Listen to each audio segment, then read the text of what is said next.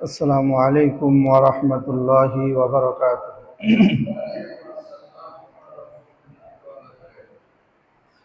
الحمد لله وكفى وسلام على عباده الذين اصطفى. أما بعد فأعوذ بالله من الشيطان الرجيم. بسم الله الرحمن الرحيم. ولا تكتموا الشهادة ومن يكتمها فإنه آثم قلبه. وقال رسول الله صلى الله عليه وسلم: كفى بالمرء كذبا أن يحدث بكل ما سمع، أو كما قال عليه الصلاة والسلام. اللهم صل على محمد وعلى آل محمد كما صليت على إبراهيم وعلى آل إبراهيم إنك حميد مجيد.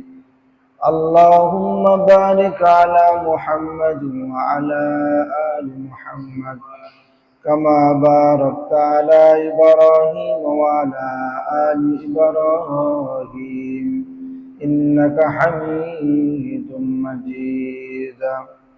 صدق الله العظيم وصدق رسوله النبي الكريم، ونحن على ذلك لمن الشاهدين والشاكرين، والحمد لله رب العالمين.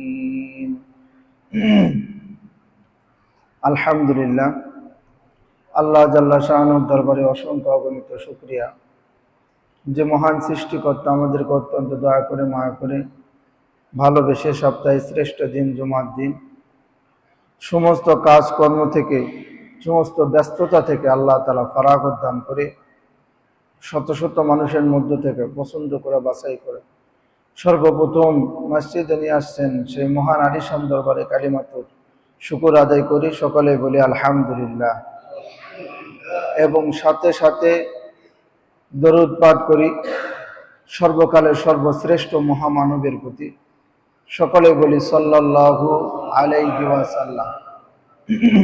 সম্মানিত সুধী, সম্মানিত মুসল্লিবৃন্দ, আমাদের আলোচনা চলমান ছিল কিয়ামতের আলামত সম্পর্কে।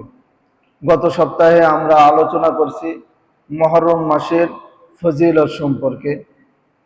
জানেন এটা জানেন,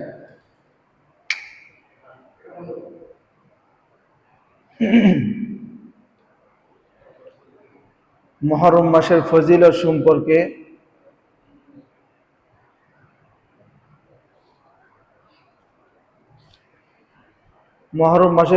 সম্পর্কে আমরা আলোচনা করছিলাম। আর আমাদের আলোচনা, ওই দরজাটা খুলে দেন, ওই দরজা খুলে দেন।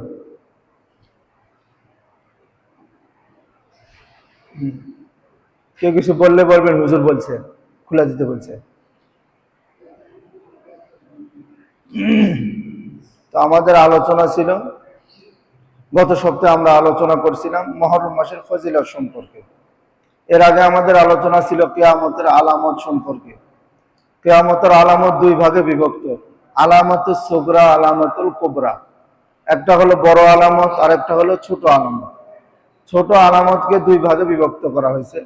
কিছু আলামত সংগঠিত হয়ে গেছে আর কিছু আলামত আছে সংগঠিত হওয়ার দিকে বা হচ্ছে। তো আমরা আলোচনা করতে গিয়ে প্রায় 15টা আলোচনা করছি। আমি আলোচনা করব, আপনারা সেগুলো শুনবেন আর মিলাবেন, দুনিয়ার সাথে পৃথিবীর সাথে মিলাবেন, দেখবেন অধিকাংশ মিলা গেছে। আংশিক কিছু বাকি আছে, মিলতে কিছু বাকি আছে, এগুলাও আমরা গুনাহের মাধ্যমে সেগুলো মিলাই দিব। তো 15 নম্বর 16 নম্বর থেকে আমরা আজকে আলোচনা করব। কিয়ামত 16 নম্বর, কিয়ামতের নিদর্শন হলো ব্যবসা বাণিজ্যর ব্যাপক প্রচার প্রসার ঘটবে। কিয়ামতের পূর্বে ব্যবসা বাণিজ্যর ব্যাপক প্রচার প্রসার ঘটবে। তো আমরা যদি ভালো করে খেয়াল করি, বিগত 2 বছর আগে অনলাইন ব্যবসা এতটা প্রচলন ছিল না। বর্তমানে অনলাইনও যেরকম ব্যবসা হইতেছে, অফলাইনও তেমনই ব্যবসা হইতেছে। তো এখন বলতে পারেন যে ব্যবসা করা কি হারাম, যে ব্যবসা করা কি নিষিদ্ধ? না, ব্যবসা করা তো নিষিদ্ধ না, ব্যবসা করা হালাল। বরঞ্চ আপনি চাকরি করে স্বাবলম্বী হতে পারবেন না, ব্যবসা করে আপনি স্বাবলম্বী হতে পারবেন অল্প সময়ে। চাকরির একটা টাকা আপনার অ্যামাউন্ট করা আছে, আর ব্যবসা আপনি আজকে 2 টাকা কামাবেন, পরের দিন 4 টাকা লাভ করবেন, এভাবেই। তো ব্যবসা করা হারাম না, কিন্তু রাসূল বলছেন যে কিয়ামতের আগে, এখন তখন তো ব্যবসার এতটা প্রচার প্রসার ছিল না। তো রাসূল বলতেছে যে কিয়ামতের আগে ব্যবসার প্রচার প্রসার ঘটবে, এটা খারাপ নয়, প্রচার প্রসার ঘটবে। আমরা খেয়াল করে দেখতেছি বর্তমানে সবাই ব্যবসার দিকে ঝোঁকা করতেছে, সবাই ব্যবসা করতেছে। কিন্তু যারা রাসূল সাল্লাল্লাহু আলাইহি ওয়াসাল্লামের দেখানো, রাসূল যেভাবে ব্যবসা করছেন, সাহাবায়ে কেরামরা যেভাবে ব্যবসা করছে, এভাবে যদি আপনি ব্যবসা করতে পারেন, তাহলে আপনার হাসর নাসর হবে নবীদের সঙ্গে, সুবহানাল্লাহ, সিদ্দিকদের সঙ্গে আপনার হাসর নাসর হবে। আর যদি সেরকম ভাবে আপনি ব্যবসা করতে না পারেন, তাহলে আপনি ধোঁকাবাজদের সঙ্গে আপনার কি হবে? হাসর নাসর হবে। তো এভাবে ব্যবসার প্রচলন ঘটবে। এবং রাসূলুল্লাহ সাল্লাল্লাহু আলাইহি ওয়াসাল্লামের আমি যেগুলো নির্দেশনগুলো বলতেছি, এগুলো সমস্ত কিছু হাদিস থেকে বাহির করা। 17 নম্বর কিয়ামতের নিদর্শন হলো যে কিয়ামতের পূর্বে স্ত্রী লোকরা স্বামীর সঙ্গে ব্যবসায় জড়ায়া পড়বে। স্ত্রী লোকরা ব্যবসায় স্বামীর সঙ্গে কি করবে? জড়ায়া পড়বে। স্বামী অর্ধেক দিন ব্যবসা করবে, পরের অর্ধেক দিন ব্যবসা করবে কে? মনে করেন দিনের অর্ধেক দিন ব্যবসা করবে স্বামী, অর্ধেক দিন ব্যবসা করবে স্ত্রী। কিন্তু আমি এ কথা বলতেছি না যে মহিলারা ব্যবসা করতে পারবে না, এমন না। আম্মা জান খাদিজাতুল কুবরা রাদিয়াল্লাহু তাআলা আনহা কিন্তু ব্যবসা করছেন, আপনি এটার রেফারেন্স দিতে পারেন। কিন্তু তিনি কেমন করে ব্যবসা করছেন? তেনার কাছে বুদ্ধি ছিল, টাকা ছিল, পয়সা ছিল, সমস্ত কিছু তার ছিল, কিন্তু তিনি লোক খাটাইতেন, মানুষকে দিতেন যে এই জিনিসগুলো তুমি বাজারে বিক্রয় করে নিয়ে আসো। বাজার থেকে বিক্রয় করে নিয়ে আসার পরে যে লাভ হয়, ওই লাভের থেকে উনি লাভ নেই, আর যিনাকে তিনি বাজারে ক্রয় করার জন্য পাঠায়, তাকে যেই টাকা দিয়ে তিনি নির্ধারণ করেছে সেই টাকা তাকে দিয়ে দেয়। এভাবে ব্যবসা করতে পারেন। কিন্তু বর্তমানে ফেস টু ফেস এখন ব্যবসা হইতেছে। মহিলাদেরকে আল্লাহ রাসূল বলছে তোমরা ঘরে থাকো, তোমাদের বাইরে থাকার প্রয়োজন নেই, যতটুকু দরকার ততটুকু তুমি বাইরে থাকো, কিন্তু যতটুকু তোমার দরকার নয় তুমি ততটুকু বাইরে থাকিও না। কিন্তু আমরা দেখতে পাচ্ছি যে প্রতিটা স্কুল কলেজ সব জায়গায় দেখেন ধর্ষণের বিরুদ্ধে আন্দোলন হচ্ছে। তো আপনি মাছ কিনে নিয়ে আসা, ওই মাছটাকে ঢাকা রাখেন না, আর বিলাইকে বলতেছেন এই মাছটা যেন খায় না। মাছ কিনে নিয়ে আসা আপনি ঘরে রাখছেন, আর বিড়ালকে বলতেছেন মাছটা যেন তুমি খায় না। আরে ভাই, তুমি ঢাকা রাখো বিড়ালকে, মাছটাকে, তাহলে কি বিড়াল খাইতে পারে? কথা বুঝলেন তো? দেখেন তো বলতেছে, রাসূল বলতেছে যে কিয়ামতের পূর্বে স্বামীদের সঙ্গে স্ত্রীরা ব্যবসা করবে। আমরা বিশেষ করে যদি যারা ঢাকায় থাকছে, যারা ঢাকায় চলাফেরা করছে, ওঠা বসা করছে, তারা জানে যে প্রায় দোকানে মহিলারা থাকে। কারণ মহিলাদের কাছ থেকে ক্রয় করা, তাদের চেহারাও দেখা, তাদের হাতের ছোঁয়াও নেওয়া এবং মনের মধ্যে একটা প্রশান্তি আসা। সেই জন্য বিভিন্ন শহর অঞ্চলের মধ্যে দেখবেন যে মহিলারা ব্যবসার মধ্যে জড়ায় পড়ছে। তার মানে এটাও প্রকাশিত হয়ে গেছে। আমি তো বললাম যে আমি আলোচনা করব, আপনারা শুধু মিলাবেন যে এটা সত্য না মিথ্যা, হয়েছে কি হয় না, হয়েছে না, এটা হচ্ছে না। তো রাসূলুল্লাহ সাল্লাল্লাহু আলাইহি সাল্লাম বলেন যে 18 নম্বর কিয়ামতের নিদর্শন হলো কিছু ব্যবসায়ী বাজারের মধ্যে আধিপত্য প্রতিষ্ঠা করবে। আধিপত্য মানে সে নিজের জোর, নিজের শক্তি, নিজের চেয়ারের জোর খাটাবে বাজারের মধ্যে। মানে অসহায় মানুষরা আসবে বাজারের মধ্যে বিক্রয় করার জন্য, তাদের থেকে চাঁদাবাজি করবে। না চাঁদাবাজি হয় না? তো দেখেন রাসূল বলছে কিন্তু অনেকদিন, কত 1450 বছর পূর্বে রাসূল বলে গেছে, আমরা শুধু এখন মিলাইতেছি। কিন্তু রাসূল এ কথা বলে নাই কিয়ামত কখন হবে, এ কথা বলে নাই। আর এ কথা রাসূলও বলতে পারবে না, যত নবী রাসূল আছে কেউ বলতে পারবে না যে কিয়ামত কখন সংগঠিত হবে। কারণ আল্লাহ তাআলা বলে দিয়েছে, এর আগেও আমি আপনাদের সামনে আলোচনা করছি যে আল্লাহ তাআলা বলছেন যে 5টা জ্ঞানের অধিকারী আমি আল্লাহ তাআলা জানি, আমি আল্লাহ তাআলা ছাড়া এই 5টা জ্ঞান কেউ জানে না। তার মধ্যে একটা হলো যে কিয়ামত কখন সংগঠিত হবে, এটা একমাত্র যিনি জানেন তিনি কে? আল্লাহ। কিন্তু রাসূল আমাদেরকে আলোচনার মাধ্যমে, হাদিসের মাধ্যমে আমাদেরকে জানাইছে যে আমি তোমাদেরকে কিছু নিদর্শন বলে দিচ্ছি, এই নিদর্শনগুলো যখন প্রকাশিত হবে কিয়ামত হতে আর বেশি দেরি হবে না। তো রাসূল বলছেন যে কি ব্যবসায়ীদের মধ্যে কিন্তু মানুষের উপর জুলুম করবে, জুলুম করে চাঁদাবাজি করবে, যে কথা রাসূল হাদিসের মধ্যেও বলছেন। মুসনাদ আহমদ ইবনে হাম্বলের মধ্যে আল্লাহ রাসূল বলেন, ক্বালা রাসূলুল্লাহ সাল্লাল্লাহু আলাইহি ওয়াসাল্লাম ইন্নাল বাইনা ইয়াদাই সাআতি ওয়া ফুশুত তিজারাতি হাত্তা তাঈনুল মারআতি যাওজাহা আলা তিজারাতি। রাসূলুল্লাহ সাল্লাল্লাহু আলাইহি ওয়াসাল্লাম বলেন যে ততক্ষণ পর্যন্ত কিয়ামত সংঘটিত হবে না যতক্ষণ পর্যন্ত ব্যবসার প্রচার প্রসার না ঘটবে। রাসূলুল্লাহ সাল্লাল্লাহু আলাইহি ওয়াসাল্লাম বলেন যে ব্যবসার প্রচার প্রসার ঘটবে, তার সঙ্গে সঙ্গে স্বামীদের সঙ্গে স্ত্রীরা ব্যবসায় জড়িয়ে পড়বে। করতেছে না এখন? স্ত্রীদের সঙ্গে কি করতেছে? স্বামীরা ব্যবসা করতেছে, মানে স্বামীদের সঙ্গে স্ত্রীরা ব্যবসা করতেছে। মেন কথা এখানে উদ্দেশ্য হলো মহিলারাও ব্যবসায় জড়ায় পড়বে। তাদেরকে আমি আগে বলছি কিন্তু ব্যবসা করতে নিষেধ করে নাই শরীয়ত, শরীয়ত নিষেধ করে নাই। কারণ আম্মাজান খাদিজাতুল কুবরা রাদিয়াল্লাহু তাআলা আনহা কি করছেন? ব্যবসা করছেন। তো সেরকম করে আমাদেরকে কি করতে হবে? ব্যবসা করতে হবে। 19 নম্বর কিয়ামতের নিদর্শন হলো যে কিয়ামতের পূর্বে মানুষরা মিথ্যা সাক্ষী দিবে, মিথ্যা সাক্ষী দিবে। সংগঠিত হয়নি তো হচ্ছে, হয়ে গেছে। মানুষ টাকার লোভে, ক্ষমতার লোভে, চেয়ারের লোভে মিথ্যা সাক্ষী দিতেছে, দিতেছে না? কিন্তু রাসূল বলছে কবিরা গুনাহের মধ্যে থেকে অন্যতম বড় কবিরা গুনাহ হলো যে মিথ্যা কথা বলা, মিথ্যা সাক্ষ্য দেওয়া। 20 নম্বর কিয়ামতের নিদর্শন হলো রাসূল বলেন কিয়ামতের পূর্বে মানুষ সত্য সাক্ষ্যকে, সত্য কথাকে গোপন রাখবে, সত্য কথা বলবে না, ভয়ে সত্য কথা বলবে না। দেখবেন আমরা বিভিন্ন জায়গায় দেখছি, আমরা ঢাকাতেও দেখছি এরকম করে যে আপনার চোখের সামনে একজন আরেকজনকে মারছে, আপনার কাছ থেকে পরবর্তীতে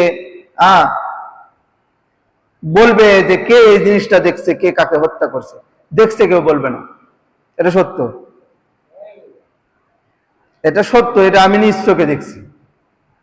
কেউ সত্য কথা বলে না, কারণ সে যদি সত্য কথা বলে তার পরিবারের উপর জুলুম করবে, নির্যাতন করবে, বরঞ্চ সে সাক্ষী দিয়ে আরো বিপদে পড়বে। বরঞ্চ এখন সাক্ষী দিয়া সে বিপদে পড়বে, মানে পুলিশ তাকেই বারবার ডাকবে। পুলিশের তো ধর্ম নাই, তো তাকেই বারবার তার উপর জুলুম করবে। এই জন্য রাসূল বলতেছে যে কিয়ামতের পূর্বে যে মানুষ মিথ্যা সাক্ষী দিবে এবং সত্য সাক্ষীকে গোপন করবে। আল্লাহ তাআলা কোরআন কারীমের মধ্যে সূরাতুল বানী ইসরাঈলের মধ্যে বলেন ওয়ালা তাকফু মা লাইসা লাকা বিহি ইলম। আল্লাহ তাআলা বলেন, আল্লাহ তাআলা বলতেছেন এই কথা, যে বিষয়ে তোমার জ্ঞান নাই, যে বিষয়ে তোমার ধারণা নাই, যে বিষয়ে তোমার অভিজ্ঞতা নাই, সে বিষয়ে তুমি কোনো কথা বলিও না। এটা কার কথা? আল্লাহ পাক বলতেছে সূরাতুল বানী ইসরাঈলের মধ্যে যে যে বিষয়ে তোমার কোনো জ্ঞান নাই সে বিষয়ে তুমি কোনো কথা বলিও না, সে বিষয়ে তুমি কি করিও না? হাত বাড়াইও না। আল্লাহ তাআলা নিষেধ করতেছে। তো অর্থাৎ আপনাকে কেউ কোনো কথা বলল, এই কথার সম্পর্কে আপনার কোনো জ্ঞান নাই, আপনার কোনো জানা নাই, আসলে কতটা সত্য আর কতটা মিথ্যা আপনি জানেন না, আপনি শুধু শুনছেন আর একজনের কাছে বলে দিলেন। তো আল্লাহ তাআলা বলতেছে যে যে বিষয়ে তোমার জ্ঞান নাই সে কথা তুমি বলিও না। দরকার নেই, আমি বললাম না, সমস্যা কি? আমি তো ওই বিষয়ে অভিজ্ঞতা নয়, মানে অভিজ্ঞতা হাসিল করি নাই, আমার ওই বিষয়ের সার্টিফিকেটও নেই। কিন্তু মুখের তো কোনো সার্টিফিকেটের প্রয়োজন নাই, অভিজ্ঞতার কোনো প্রয়োজন নেই, যা ইচ্ছা তাই বলে দিলাম। তো আল্লাহ তাআলা বলে যে কথা বলতেও তুমি ভাবা চিন্তা কথা বলো, ভাবা চিন্তা কি করো, কথা বলো। আল্লাহ তাআলা সূরাতুল বাকারা 283 নম্বর আয়াতে বলেন, ওয়ালা তাকতুমুশ শাহাদা। আল্লাহ তাআলা বলতেছে তোমরা মিথ্যা সাক্ষী দিও না। আল্লাহ বলতেছে যে তোমরা মিথ্যা সাক্ষী দিও না, মানুষের ব্যাপারে মিথ্যা কথা বলিও না, মানুষকে হেনস্থা করিও না, মানুষের ক্ষতি করিও না। তুমি একটা মিথ্যা সাক্ষী দেওয়ার কারণে তার হয়তো বা 2 বছর 3 বছরের জেলও হতে পারে। তুমি একটা মিথ্যা সাক্ষী দেওয়ার কারণে তার লাখ লাখ টাকাও কি হতে পারে, ক্ষতি হতে পারে। তুমি একটা মিথ্যা সাক্ষী দেওয়ার কারণে তার নিজের জায়গা ভূমি থেকে তাকে উঠে দিতে হতে পারে। তাহলে আল্লাহ তাআলা বলতেছে যে তুমি মিথ্যা সাক্ষী দিও না। তারপরে আল্লাহ তাআলা বলেন, ওয়ামা ইয়াকতুমুহা ফাইন্নাহু আতিমুন কলবু। যারা মিথ্যা সাক্ষ্য দেয়, যারা মিথ্যা কথা বলে, তারা হলো সবচাইতে বড় গুনাহগার, বড় গুনাহগার। কারণ একটা মিথ্যা কথা বলার কারণে আপনি কি পরিমাণের ক্ষতি যে করবেন, এটা বলা সীমার বাহিরে। কারণ একটা কথা বলার কারণে অনেক কিছু লেখা হতে পারে। আপনি আদালতে আপনি একটা মিথ্যা কথা বললেন, এই মিথ্যা কথার উপরে ডিপেন্ড করে যখন লেখাটা লিখলো, তার উপরে যে জুলুমের উপর মানে সে দোষী নয়, তাকে দোষী সাব্যস্ত করে আপনি 10 বছর 20 বছর তাহলে জেলের কার্যক্রম করলেন, সে 20টা বছর 10টা বছর জেলখানায় থাকলো, শুধু আপনার 10 সেকেন্ড মিথ্যা কথা বলার কারণে। তাহলে মিথ্যা কথা বলতে কি 1 মিনিট 2 মিনিট অত লাগে? আপনি 10 সেকেন্ডে একটা মিথ্যা কথা বললেন, এই 10 সেকেন্ডের কারণে তার 10 বছর আপনি কি করে দিলেন, ক্ষতি করে দিলেন।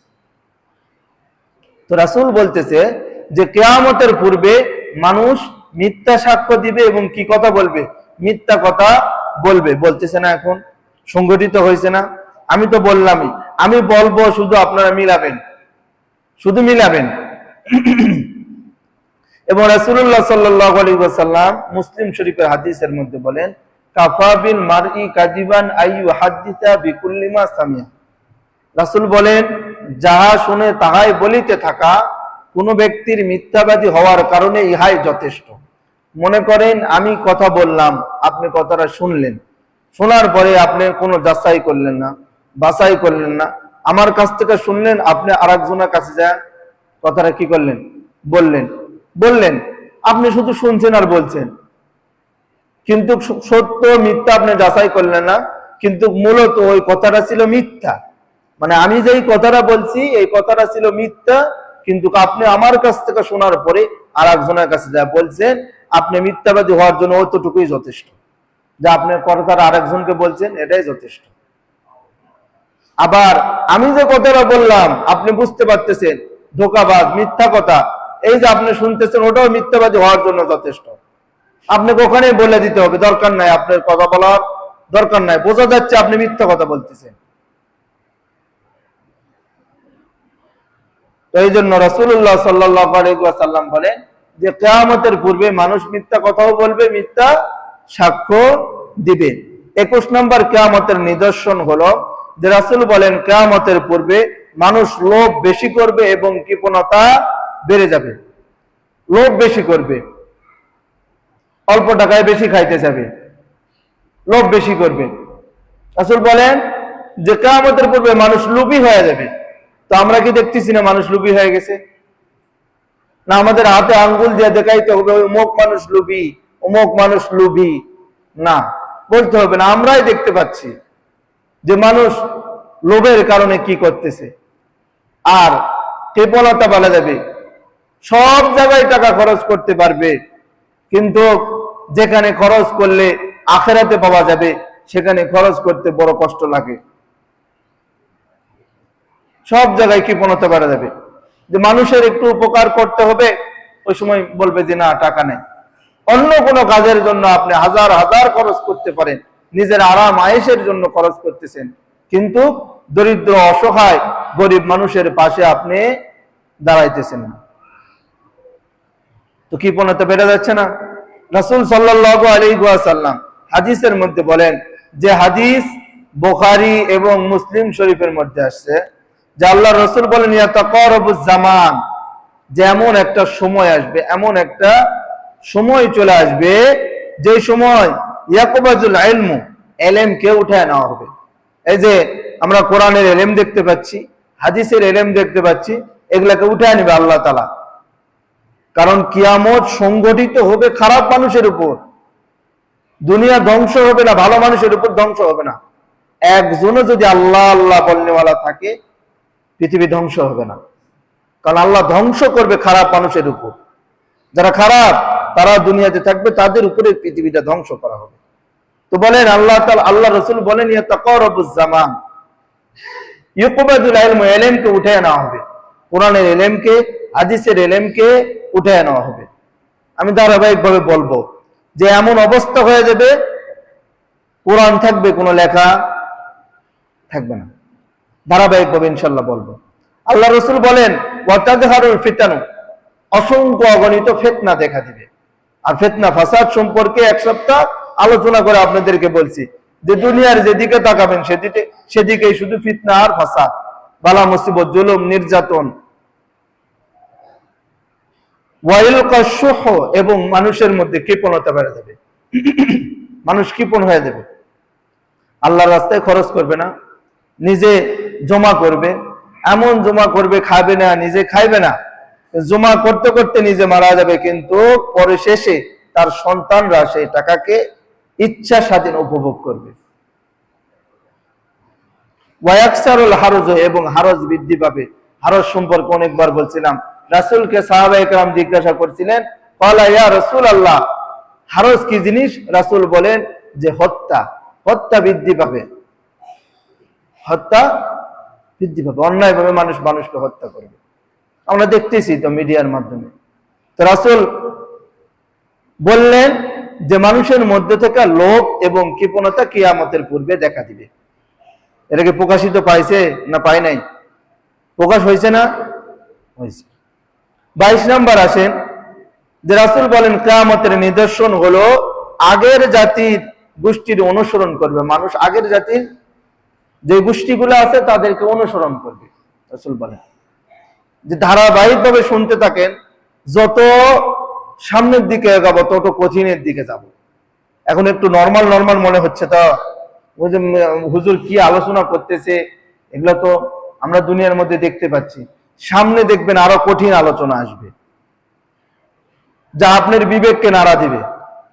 তো রাসূল বলতেছে যে মানুষ কিয়ামতের পূর্বে মানুষ পূর্বের মানুষদেরকে অনুসরণ করবে। এই যে ইহুদি নাসারা তারা তাদেরকে অনুসরণ করতেছে। এবং লম্বা একটা হাদিসে রাসূলকে জিজ্ঞাসা করছে, ইয়া রাসূলুল্লাহ, ইহুদি মানুষ যে আগেকার মানুষকে অনুসরণ করবে, এরা তো ইহুদি ছাড়া কেউ না। রাসূল বলছে তারা ছাড়া আবার কে হবে? রাসূল বলতেছে তারা ছাড়া হবে কে?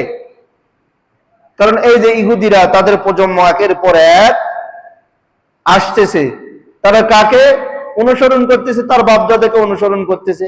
যদি তাদেরকে অনুসরণ না করত তাহলে তারা ইসলামের মধ্যে চলে আসতে পারত। এখন আমাদের মধ্যে এমনও কিছু আছে যে বাপদাদা যা করে আসছে আমরাও তা করতেছি। যদি ভুল করে থাকে তাহলে ওটা ভুল, তাহলে ওটা আমাদেরকে বুঝতে হবে যে তারা সেই সময় সঠিক জিনিসটা জানতে পারে না, হয়তো বা জানতে পারে না। বর্তমানে সঠিক জিনিসটা আমাদের সামনে উপলব্ধি, আমরা দেখতে পাচ্ছি। তো তারা যে ভুলটা করে আসছে, আমরা তাদের জন্য মাপ চাবো, আমরা তাদের জন্য মাপ চাবো। কিন্তু তারা যে কাজগুলা করছে যেটা শরীয়ত সম্মত না, সে কাজ আমাদেরকে করা যাবে না। কিন্তু আমরা তাদেরকে এখনো এরকম করে মনে করে আছি যে তারা যে কাজগুলো করছে আমরাও সেই কাজগুলাই করি। কিন্তু আমাকে দেখতে হবে যে তারা যে কাজটা করছে সেটাকে ইসলাম এবং শরীয়ত সমর্থন করে কিনা। যদি ইসলাম শরীয়ত সমর্থন করে তাহলে আমি ওই বাপ দাদার কাজকেও সমর্থন করব। যদি শরীয়ত ইসলাম যদি সমর্থন না করে তাহলে আমি আমার বাপ দাদার যে কাজগুলো করে গেছে আল্লাহর কাছে আমি তাদের হয়ে মাপ চাবো এবং সেই কাজ থেকে আমি বিরত থাকবো। কথা কি আমি বুঝাইতে পারলাম? রাসূল বলেন যে কিয়ামতের পূর্বে আমানতকে গনিমত মনে করা হবে। আমানত সম্পর্কে এর আগে আলোচনা করছি। আমানতকে কি মনে করা হবে? গনিমত মনে করা হবে। গনিমতের মাল কাকে বলা হয়? যুদ্ধ করছেন, যুদ্ধ করার পরে কাফের মুশরিকের সঙ্গে যুদ্ধ করছেন, যুদ্ধ করার পরে তারা পালায়া চলে গেছে বা তারা আটক হয়ে গেছে, তারা যে মাল সামানা নিয়ে আসছে ওই মাল সামানাকেই বলা হয় গনিমতের মাল। গনিমতের মাল মানে ওই যে মালগুলা রেখে গেছে, ওই মালগুলা আমাদের মুসলমানদের ওটা বন্টন করে নিবে। তাহলে আমি এখানে রাসূল বলতেছে যে কিয়ামতের পূর্বে মানুষরা আমানতকে গনিমতের মান মনে করবে। মনে করেন আমি আপনাকে আমানত দিলাম, আর ওটাকে আপনি গনিমত মনে করলেন, ওরা নিজের মনে করে নিয়ে নিজে ব্যবহার করলেন। বোঝে নাই? আমি আপনাকে একটা কথা বললাম এই কথা যেন কাউকে বলবেন না, এটা আপনার কাছে আমানত হয়ে গেল, এটা আপনাকে আমানত রক্ষা করতে হবে। তো রাসূল বলতেছেন যে কিয়ামতের পূর্বে মানুষ আমানতকে খেয়ানত করবে, সেটাকে গনিমত মনে করে নিজেরা ব্যবহার করবে। আর যাই যেই জিনিসই আমানত রাখুক না কেন, টাকা পয়সা অর্থ সম্পদ যেটাই আপনার কাছে আমানত রাখুক, ওই আমানতের কি করা হবে? খেয়ানত করা হবে। এবং আল্লাহ রাসূল সাল্লাল্লাহু আলাইহি ওয়াসাল্লাম কুরআনুল কারীমের মধ্যে বলেন, ইন্নাল্লাহা ইয়া'মুরুকুম আন তুআদ্দুল আমানাতি ইলা আহলিহা। রাসূল বলেন তোমাদের কাছে যারা যেই জিনিসটা আমানত রাখছে ওটা তাদের কাছে কি করে দাও? পৌঁছায় দাও। শ্রেষ্ঠ আমানতদার কে ছিল পৃথিবীর মধ্যে? শ্রেষ্ঠ আমানতদার এর আগে আমি বলছিলাম আল্লাহ রাসূল ছিলেন। যে কুরাইশদের মধ্যে তখনও রাসূল নবুয়ত প্রাপ্ত হন নাই, তখন কুরাইশের কাফের মুশরিকরা রাসূলের কাছে কি রাখতেন? আমানত রাখতেন। কারণ তারা জানে আবু জেহেল, উতবা, সাইবা এরা সবগুলা চোর বাটপার, এদের কাছে যদি আমরা রাখি আমানত, এরা আমানতের খেয়ানত করবে। তো রাসূল তখন নবুয়ত প্রাপ্ত কিন্তু হন নাই, কিন্তু নাম একটা আলামিন যে রাসূল, তার কাছে আমানত রাখতেন। তো কিয়ামতের পূর্বে রাসূল বলেন যে কিয়ামতের পূর্বে আমানতের খেয়ানত করা হবে, যা আমরা উপলব্ধি করতে পারছি, যা আমরা দেখতেছি আমানতের কিভাবে খেয়ানত করা হচ্ছে। রাসূল বলেন 24 নাম্বার কিয়ামতের নিদর্শন হলো যুদ্ধক্ষেত্রে পাওয়া সম্পদ মালে ফায়দ উন্নতি করা হবে। যে যুদ্ধের মাঠে যেগুলো সম্পদগুলা পাওয়া যাবে, যে মালগুলা পাওয়া যাবে, এই মালগুলার উপর দুর্নীতি করা হবে। এই মালগুলার এই হাদিসের ব্যাখ্যা করতে গিয়া বলেন যে আমরা আমাদের দেশে যে আমাদের সম্পদ, আমরা যে ট্যাক্স গুলা দিতেছি, যে সম্পদগুলো আমাদের আছে, এই সম্পদের উপরে দুর্নীতি করা হবে। দুর্নীতি হচ্ছে না হয় না? দুর্নীতি, অসংখ্য অগণিত দুর্নীতি হচ্ছে। যদি আপনি দুর্নীতির যেই দুর্নীতিগুলো হচ্ছে, এই দুর্নীতির নিয়ে যদি আপনি কথা বলেন, তাহলে আপনার ক্ষতি আছে। কিন্তু রাসূল বলতেছে কিয়ামতের পূর্বে দুর্নীতি বাড়া যাবে, যেটা আমরা দেখতে পাচ্ছি। এবং রাসূলুল্লাহ সাল্লাল্লাহু আলাইহি ওয়াসাল্লাম 25 নাম্বার বলেন যে কিয়ামতের নিদর্শন হলো যে কিয়ামতের পূর্বে মৃত্যুক এবং ভণ্ড নবী দাবিদার প্রকাশিত হবে। মৃত্যুক নবী নিজেকে নবী দাবি করবে। রাসূল বলেন যে নিজেকে নবী দাবি করবে। আল্লাহ রাসূল বলেন আনা খাতামান নাবিয়্যিন লা নাবিয়্যা বাদি, আমি শেষ নবী, আমার পরে আর কোন নবী নাই। রাসূল বুখারী শরীফের মধ্যে বলেন লা তাকুমুস সাআতু হাত্তা ইউবাতা দাজ্জালুনা কাযাবুনা করিবান মিন 30 কুল্লুহুম ইয়াজামু আন্নাহু রাসূলুল্লাহ সাল্লাল্লাহু আলাইহি ওয়াসাল্লাম। রাসূল বলেন যে 30 জন মিথ্যাবাদী বের হবে, ততক্ষণ পর্যন্ত কিয়ামত সংগঠিত হবে না যতক্ষণ পর্যন্ত 30 জন মিথ্যাবাদী বের হবে, তারা নিজেদেরকে নবী দাবি করবে। নাউজুবিল্লাহ। নিজেদেরকে কি দাবি করবে? নবী দাবি করবে। এবং রাসূলের শেষ জামানায়, ইতিহাসের কিতাব দেখলে দেখা যায় যে রাসূলের শেষ জামানায়, শেষ অবস্থায়, তখন রাসূলের সময় আসওয়াদ আনসারী নামে একজন মানুষ, তিনি নিজেকে নবী দাবি করছিলেন রাসূলের শেষ জামানায়। তিনি মুরতাদ হয়ে মারা গেছে।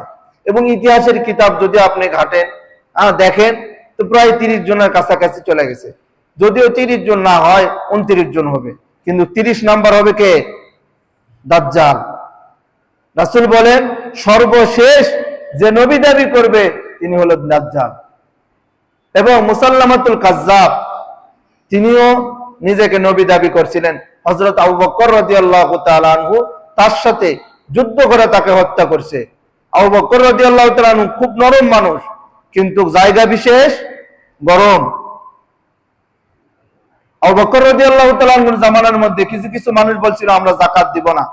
আবু বকর রাদিয়াল্লাহু তাআলা আনহু বলছিলেন যে তোমরা যদি আরেকবার অস্বীকার করো যাকাতকে, তা আমি তোমাদের সঙ্গে যুদ্ধ করব, জিহাদ করব। নরম মানুষ গরম হলে সমস্যা আছে।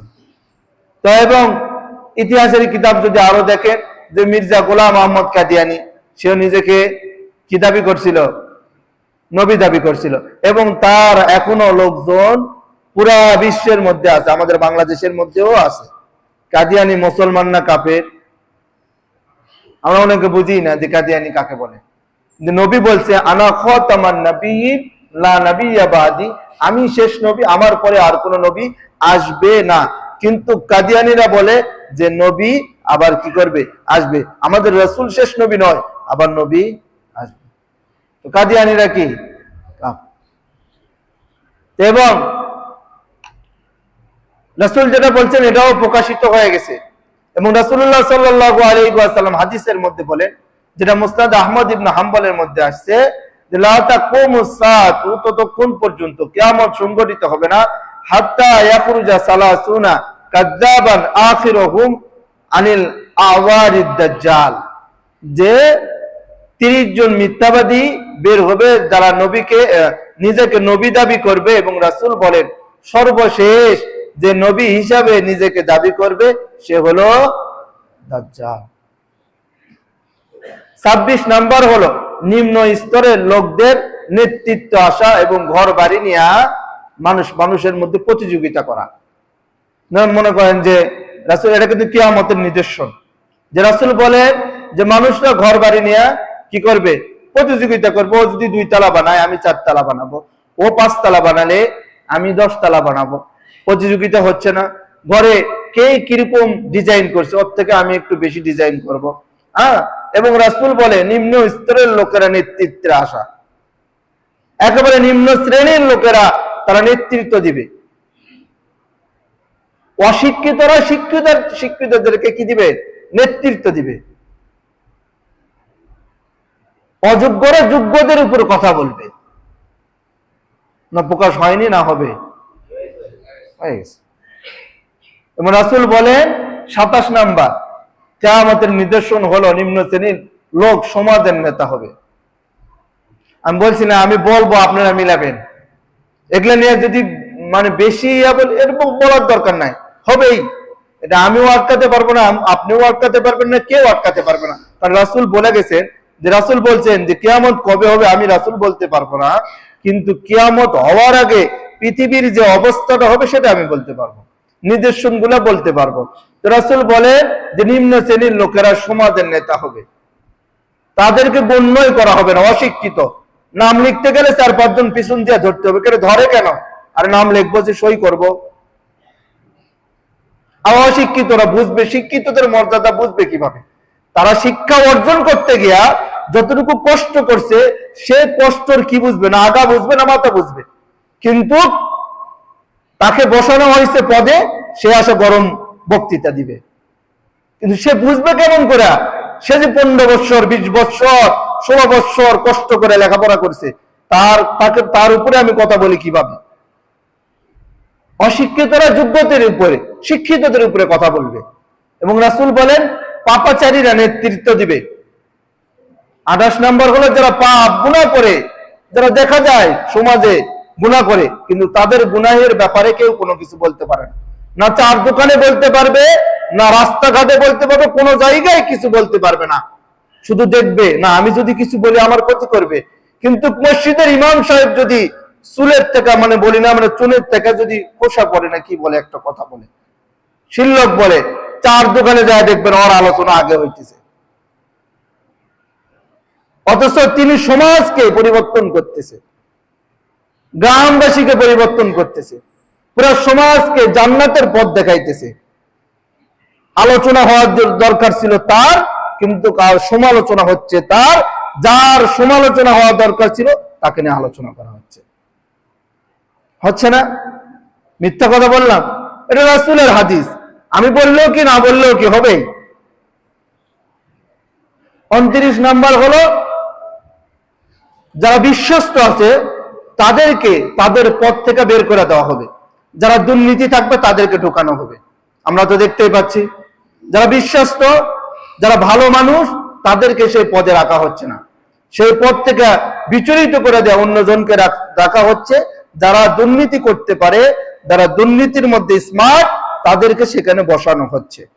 30 নাম্বার হলো রাসূল বলেন যে অশিক্ষিতরা শিক্ষিতদের উপরে চড়াও হবে, গরম আওয়াজে কথা বলবে। রাসূল বলতেছে যারা অশিক্ষিত, যারা আলেম নয়, যারা হাফেজ নয়, যারা মুফতি নয়, তারা আলেমের উপরে গরম মেজাজে কথা বলবে। গরম মেজাজে কি বলবে? কথা বলবে, কাউন্টার দিবে। কাকে কাউন্টার দেন আপনি? যার পিছনে আপনি ইক্তেদা করেন, ইক্তেদাই তো বিআদাল ইমাম, তাকে কাউন্টার দেন কোন হিসাবে? কোন হিসাবে? আবার বলেন হুজুর একটু দোয়া করেন, আমার অমুকে অসুস্থ, আমার অমুকে অসুস্থ, একটু দোয়া করেন। হুজুরের ভিতর থেকে দোয়া আসবে ভাবছেন? এই জন্য অসহায়, দুর্বল, মানে আমরা মনে করি যে আমরা যদি কথা বলতে পারি তাহলেই তো আমি বড় কিছু। 10 জন মানুষের সামনে যদি আমি তাকে অপমান করতে পারি তাহলেই তো বড় কিছু। কিন্তু আপনি যদি তাকে অপমান করেন, তার অন্তরে যদি একটু আঘাত লাগে, আর তার ওই আঘাতটা যদি আল্লাহর কাছে পছন্দ হয়ে যায়, তো আপনার ক্ষতি অনিবার্য। কিন্তু আপনি বুঝতে পারতেছেন না যে ক্ষতি কখন হবে, ক্ষতি কখন হবে এটা আপনি বুঝতে পারবেন না। এটা আপনার জীবনের শুরু লগ্নেও হতে পারে, শেষ লগ্নে যাও হতে পারে। এবং 31 নাম্বার হলো অভিজাত মানুষদেরকে সালাম দেওয়া হবে। অভিজাত আমরা বুঝি তো, টাকা আছে আসসালামু আলাইকুম, চেয়ার আছে আসসালামু আলাইকুম, ক্ষমতা আছে আসসালামু আলাইকুম। আর যদি ক্ষমতা না থাকে, চেয়ার না থাকে, আপনি সালাম পাবেন না। একজন রিক্সা চালক 5 ওয়াক্ত নামাজ পড়ে, সালাম পাবে না। এটা কি সংগঠিত হয়েছে কিনা? হয় নাই? বলেন না, একটু কথাবার্তা বলেন না। স্যার আমি এতক্ষণ আলোচনা করলাম, মনে হচ্ছে যে সব মিথ্যা আলোচনা করলাম। মিথ্যা আলোচনা করলাম না, সত্য আলোচনা করলাম। রাসূল বলতেছে যে কিয়ামতের পূর্বে অভিজাত মানুষদেরকে সালাম দেওয়া হবে, যারা সালাম পাওয়ার প্রাপ্য তাদেরকে সালাম দেওয়া হবে না। সমাজকে আমাদেরকে এমন ভাবে পরিবর্তন করতে হবে। এখন ছোট ছোট বাচ্চারা কি করে না, সালাম দেয় না। আমি বড় মানুষ যাওয়ার পরে তাদেরকে আগে সালাম দিয়ে দিব। এরা 2 দিন 3 দিন শরম পাবে, পরের দিন থেকে আপনাকে সালাম দিবে। তো আমরা শুধু অভিজাত লোকদেরকে সালাম দিব না, সবাইকে ধারাওভাবে সালাম দিব। আমি সালাম দিলে, রাসূল বলেন যে সালাম দিলে অন্তর পরিষ্কার হয়, অহংকার দূর হয় এবং মানুষের প্রতি মহাব্বত সৃষ্টি হয়। এজন্য আমরা একে অপরের প্রতি কি দিব? সালাম দিব। ছোট বড় সবাইকে সালাম দিব। এবং রাসূল বলেন যে ছোটরা বড়দেরকে সালাম দিবে, বড়রা তার ছোটদেরকে স্নেহ করবে, তার বড়দেরকে তারা কি করবে? সালাম দিবে। কিন্তু ছোটদেরকে আমাদেরকে শিক্ষা দিতে হবে কিভাবে। আমি দেওয়ার সময় আমি যখন সালাম দিব, এই জিনিসটা দেখার পরে ও পরের দিন থেকে আমাকে সালাম দিবে। ইনশাআল্লাহ পারবো না? যা কিছু বললাম সমস্ত কিছু সংগঠিত হয়ে গেছে। আল্লাহ তাআলা আমাদের এই গুনাহ থেকে হেফাজত করুন। সকলে বলেন আমিন। এবং পরীক্ষার্থী আছে, তাদের জন্য আমরা দোয়া করব। যারা পরীক্ষা দিচ্ছে, তাদের জন্য দোয়া করব। তারা যেভাবে মেহনত করতেছে, আল্লাহ তাআলা তাদেরকে সেভাবে ফলাফল দান করুন। যা কিছু আলোচনা করলাম আমাদেরকে সবাইকে বুঝা আমল করার তৌফিক দান করুন। যারা সুন্নত পড়ি নাই, আমরা সুন্নত পড়ে